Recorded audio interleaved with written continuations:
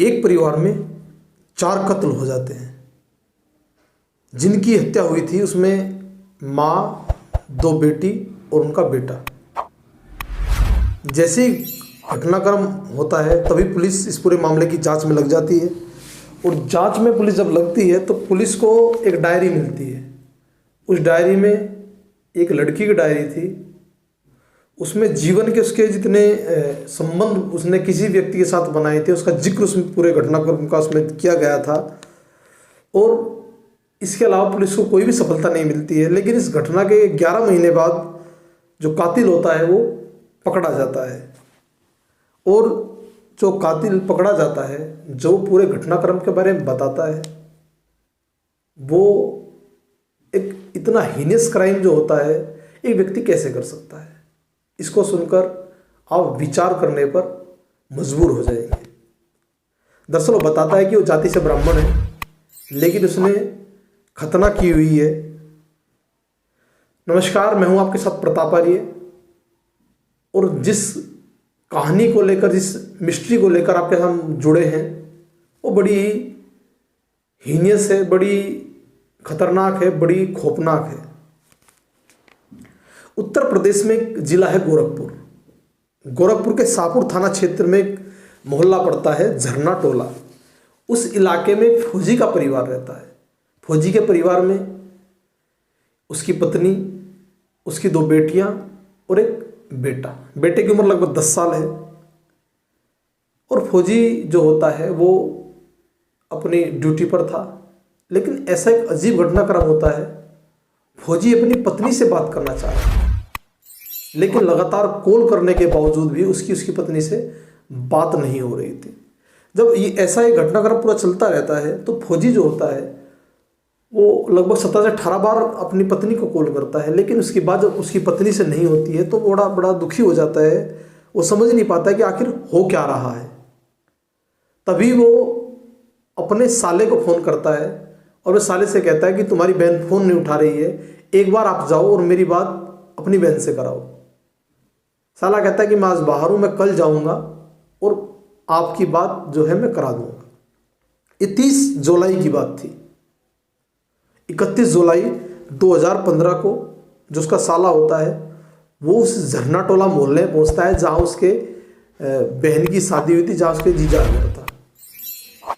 घर पर जब पहुँचता है तो वो देखकर चकित रह जाता है, क्योंकि दरवाजे पर ताला लगा हुआ था। ऐसा देखकर वो आसपास के जो पड़ोसी हैं उनसे पूछता है कि ये लोग कहाँ पर हैं। तो पड़ोसी बताते हैं कि 2 दिन लगभग हो चुके हैं, इस गेट पर ताला लगा हुआ है, यहाँ पर कोई नहीं है। लेकिन वो उनकी बात पर विश्वास नहीं करता है। और वो जो खिड़कियाँ मकान में थी, क्योंकि मकान पूर्ण रूप से बना नहीं था और उससे कुछ खाली स्थान होता है, उसमें झाँक कर देखता है तो घबरा जाता है, स्तब्ध रह जाता है, क्योंकि अंदर का जो नज़ारा था वो बड़ा ही डराने वाला था, चकित करने वाला था। अंदर उसकी बहन जो थी वो खून से लथपथ पड़ी हुई थी। ऐसा देखते हुए चीखने चिल्लाने लगता है तो आसपास से लोग इकट्ठा हो जाते हैं। और इकट्ठा होने के बाद जब वे लोग देखते हैं तो वे तुरंत पुलिस को इत्तला करते हैं। तो मौके पर सैकड़ों लोगों की भीड़ वहाँ पर जमा हो जाती है। पुलिस तुरंत मौके पर पहुँचती है और पुलिस जब अंदर घुसती है, लोग अंदर घुसते हैं, तो अंदर का नज़ारा देखकर एकदम सन्न रह जाते हैं, चकित रह जाते हैं। क्योंकि अंदर जो वो उसकी फौजी की पत्नी थी वो पूरी तरीके से किसी ने उसकी चाकू से गोदकर और सर में किसी हथौड़े से प्रहार कर हत्या की हुई थी, क्योंकि उसका पूरा शरीर जो था वो खून से लथपथ था और लगभग खून सूखने के कगार पर था।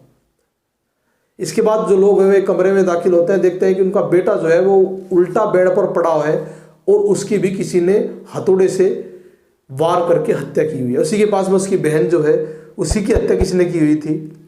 उसके बाद वो लोग दाहिनी तरफ जाते हैं जहाँ पर सीढ़ियाँ है। सीढ़ी के बराबर में उसकी जो बड़ी बेटी थी, इसकी उम्र लगभग 17 साल थी, उसकी भी किसी ने हथौड़े से पीटकर हत्या की हुई थी। ऐसा जब लोग देखते हैं तो उस नज़ारे को देखकर घबरा जाते हैं, क्योंकि जो बड़ी बेटी 17 साल की थी उसके कपड़े अस्त व्यस्त अवस्था में थे। जांच होती है तो पता चलता है कि बड़ी बेटी के साथ किसी ने रेप किया है और उसके बाद ये जो हत्या है उसको अंजाम दिया गया है। अब पुलिस पूरे मामले की जांच में जुट जाती है। हालांकि पुलिस कुछ मामलों को छुपाने का प्रयास कर रही थी ताकि पूरे क्षेत्र में एक अशांति का माहौल ना हो। जांच है पूछताछ जब सब लोगों से करती है, दूध वाला है, सब्जी वाला है, अखबार वाला है, केबल वाला है, जितने भी लोग उनके घर पर आते थे सबसे पुलिस पूछताछ करती है मामले के निष्कर्ष के निकालने के लिए। लेकिन पुलिस किसी भी निष्कर्ष पर नहीं पहुंच पाती है, कोई भी क्लू पुलिस को नहीं मिलता है और अभी तक पुलिस पूरे मामले में खाली हाथ थी। पुलिस सोचती है कि इस लड़की के हो सकते हैं कि इससे अफेयर हो और अफेयर वाले एंगल पर पुलिस में पूछताछ करती है और जांच करती है, लेकिन कोई भी ऐसा मामला निकल कर नहीं आता है। अब पुलिस दूसरे मामले की जांच की तरफ चलती है। पुलिस को दूसरा जो प्राइम सस्पेक्ट था फौजी, उसने लगभग 17 से 18 बार कॉल जो थी 29 जुलाई की सुबह अपने घर पर की थी और इस दौरान लगभग 35 से 40 मिनट उसकी बात अपने घर पर हुई थी। अब पुलिस फौजी जो होता है, जिसका मालिक होता है घर का, उसको अपराधी मान लेती है और उसका नार्को टेस्ट कराने के लिए उसको लखनऊ लेकर आती है। लेकिन नार्को टेस्ट में कुछ भी साफ साफ नहीं होता है और क्योंकि पुलिस के पास कोई ऐसा सबूत नहीं था कि जिससे उसको वो गिरफ्तार कर सके, हिरासत में ले सके। अब पुलिस दूसरे एंगल की तरफ जांच करती है। पुलिस जांच करती है कि जो उसकी बड़ी बेटी थी, जिसकी रेप के बाद हत्या हुई थी, उसकी कोई सहेली है क्या। उसकी एक सहेली मिलती है, पुलिस को गिरफ्तार कर लेती है। गिरफ्तार के बाद जांच करती है तो सहेली के घर पर उसकी एक डायरी मिलती है। उस डायरी में जो जिक्र होता है, वो लड़की जो थी वो जीवन की हर पहलू की, जितने उसके दोस्त थे या दुश्मन थे, सभी का जिक्र अपनी डायरी में रोज करती थी, रोज लिखती थी। वो लड़की प्रत्येक संबंध के बारे में उस डायरी में उसका जिक्र होता है, लेकिन उस मामले में पुलिस को कोई क्लू नहीं मिल पाता है। अब पुलिस दूसरी तरफ जांच की तरफ जाती है। अब पुलिस को जब कोई भी क्लू नहीं मिल रहा था तो पुलिस इस मामले में अलग तरीके जांच करना चाहती है। तो पुलिस को एक और क्लू मिलता है। इसमें एक लड़का था, उस लड़के को जांच करती है। पता चलता है कि लड़का नया नया इस कॉलोनी में आकर बसा था और वो उस रात उनके घर पर चूहेदानी लेने गया था, क्योंकि मेरे पास चूहे ज़्यादा हो गए थे। पुलिस पर भी तमाम तथ्यों पर जांच करती है, लेकिन पुलिस को उस लड़के का भी कोई रोल इस मामले में नहीं मिलता है। अब पुलिस सोचती है कि ऐसा क्या है, किसने हत्या की है, क्यों हत्या की है। अब पुलिस को इस मामले में एक सबूत मिलता है, एटीएम। दरअसल अगर किसी की सरकारी नौकरी होती है और बाहर बेल्ट की नौकरी इसकी होती है और बाहर रहते हैं तो उनको 2 एटीएम मिलते हैं, उसके लिए, एक परिवार के लिए। और हत्यारे ने जिस दिन वो हत्याएं की थी उसके बाद वो एटीएम लेकर वहां से फरार हो गया था, क्योंकि इस एटीएम के जो ऊपर कवर होता है इस पर उसका पिन कोड नंबर जो था वो लिखा हुआ था। और इस मामले में जो एटीएम के साथ साथ जेवरात भी उनके निकाल कर वो ले गया था।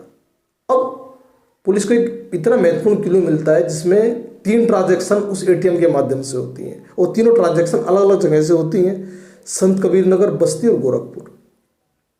अब तीनों ट्रांजैक्शनों के बारे में पुलिस जांच शुरू कर देती है, तफ्तीश जब करती है, तमाम तथ्यों को लेकर तफ्तीश करती है और जो बैंक होते हैं उनसे सीसीटीवी फुटेज लेती है। तो सीसीटीवी फुटेज में 2 लोग ट्रांजैक्शन करते हुए दिखाई देते हैं, लेकिन उनका चेहरा पूर्ण रूप से ढका हुआ था। इस कारण उनकी कदकाठी जो थी उसको ही पहचान पाते हैं, व्यक्तियों की पहचान नहीं होती है। उस कदकाठी के आधार पर पुलिस जो लोग थे जो झरना टोला में अब रहते थे, उससे पहले नंदा नगर एक इलाका था, वहाँ पर ये रहते थे और वहाँ पर इनकी मुलाकात अतुल ओझा और उसके भाई से हुई थी।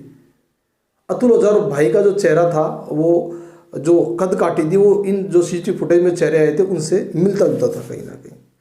लेकिन तमाम तथ्यों पर जांच करने के बाद पुलिस अब भी किसी निष्कर्ष पर नहीं पहुंच पाई थी। लेकिन तभी पुलिस को एक ड्राइवर के बारे में पता चलता है।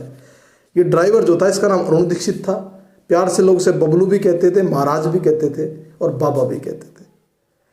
अब पुलिस जब इन मामलों में जांच करती है तो पता चलता है कि ये इनके घर आता जाता था और काफ़ी लंबे समय से इनके घर पर आना जाना लगा रहता था, क्योंकि पहले कुशीनगर का रहने वाला ये था और लगातार संपर्क होने के कारण, क्योंकि इसको किसी ने देखा नहीं था, इसके चेहरे कोई पहचान नहीं पा रहा था, लेकिन ये इनके संपर्क में कैसे आया था इसकी जांच करने के लिए पुलिस अब कुशीनगर की तरफ निकल पड़ती है।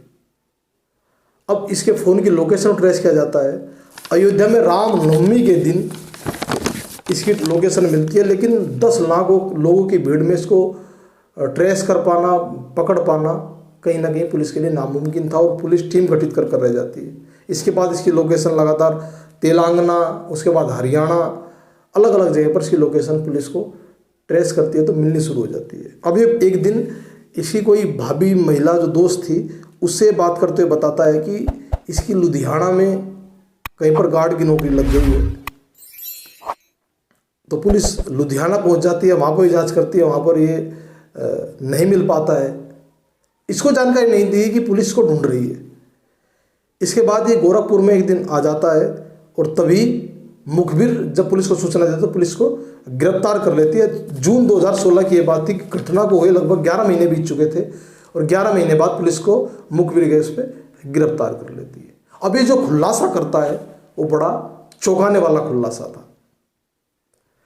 दरअसल नंदानगर में जब ये लोग रह रहे थे तो एक दिन जो फौजी की बीवी थी वो इसको लेकर अपने गांव गई थी गेहूं लेने के लिए, और वहीं पर इनके बीच में नज़दीकियाँ बढ़ती हैं और ये शारीरिक संबंध बना लेते हैं। जब ये शारीरिक संबंध बनाते हैं तो 500 रुपये ये जो फौजी की पत्नी थी उसको देती थी। इसके बाद फौजी की पत्नी ने इसको एक कमरा भी किराए पर दिलवाया था। लेकिन जब ये इनके घर पर जाता था इनसे मिलने के लिए, फौजी पत्नी के घर पर कमरे पर चली जाती थी, लेकिन जब ये मिलने के लिए जाता था तो ये पैदल हेलमेट लगा कर जाता था, क्योंकि ताकि इसके चेहरे को कोई देख ना सके। पुलिस की जांच में इसने बताया था।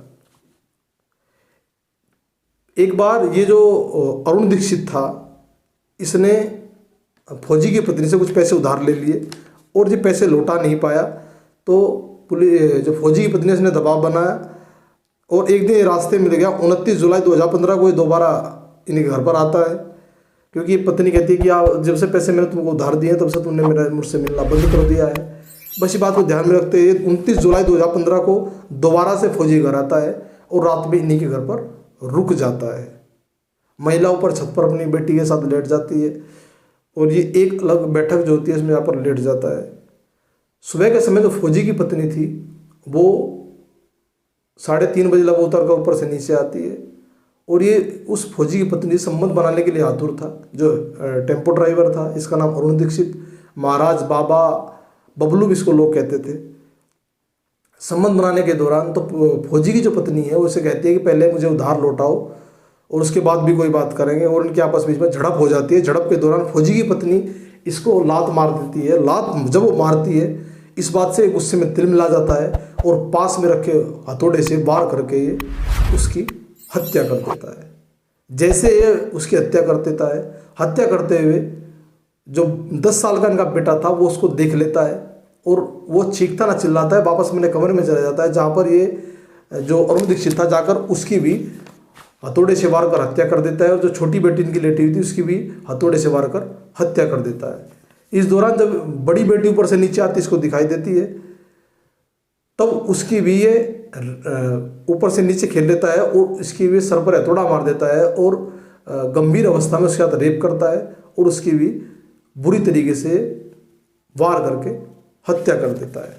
इसके बाद ये घर से एक पूर्व प्लानिंग के तहत एटीएम, जेवरात और बाकी सामान लेकर भाग जाता है और दोस्तों से ही उस एटीएम से पैसे निकलवाता है और जेवरात जहाँ पर बेचता है उसको औने पौने दाम बेचकर ये फरार हो जाता है। पुलिस ने इस पूरे मामला का जिस तरीके से खुलासा किया था उस आधार पर पुलिस को 50,000 रुपये का इनाम उत्तर प्रदेश सरकार द्वारा दिया जाता है। 6 जून 2016 को इस घटनाक्रम का खुलासा होता है। अभय मिश्रा की टीम ने इस पूरे घटनाक्रम का खुलासा किया था। ये कहानी आपको डराने के लिए नहीं है, ये कहानी आपको इसलिए सुनाई गई है कि ताकि किसी के बहकावे में आकर कोई भी व्यक्ति कोई गलत कदम न उठाए जिससे उसका पूरा परिवार तबाह होने से बच सके। अगली कहानी के साथ आपसे हम फिर जुड़ेंगे, तब तक के लिए नमस्कार।